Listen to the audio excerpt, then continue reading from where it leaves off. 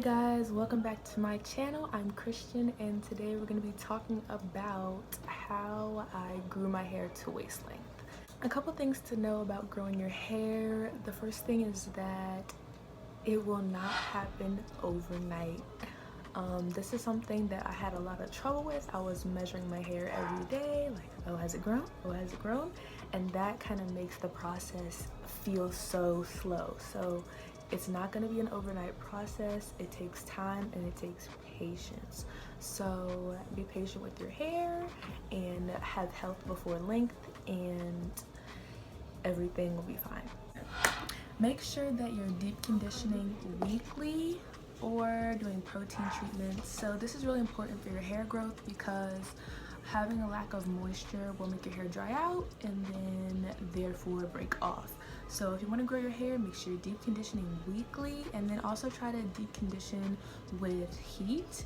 If you can, sit under a hooded dryer. If not, just get a hot washcloth and some plastic bags and let the deep conditioner or the protein treatment sit in your hair for an hour to 2 hours. Number 3, do not let anybody tell you what to do with your hair. I had a lot of people telling me, oh, you do your hair too often, you're always doing your hair. Mind you, I was doing my hair once a week, deep conditioning and styling my hair once a week, and people were telling me that I was doing my hair too often, and my hair is touching my butt right now, and those people who are telling me I do my hair too much are still at shoulder length. No shade, no tea. But yeah, don't let anybody tell you what to do with your hair. If you find something that works for you, stick to it. You don't have to try every new product, you know, just stick to what you know what's best for you. Number 4, take progress pictures. This is so important. With curly hair or with natural hair, you know that we have a lot of shrinkage, and I got really discouraged from this at first because I was like, you can see right now my hair isn't even touching my shoulders and my hair is actually out of the frame.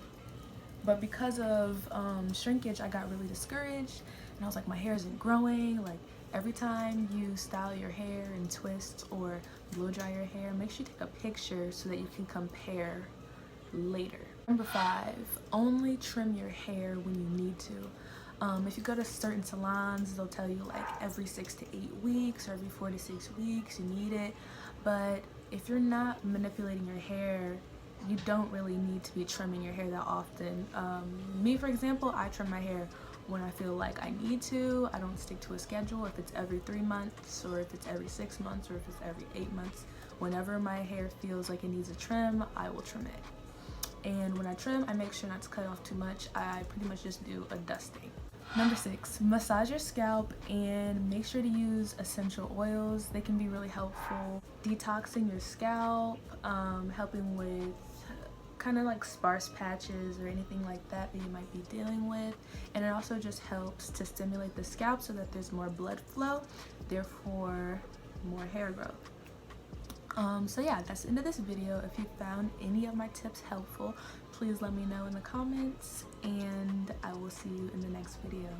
Bye!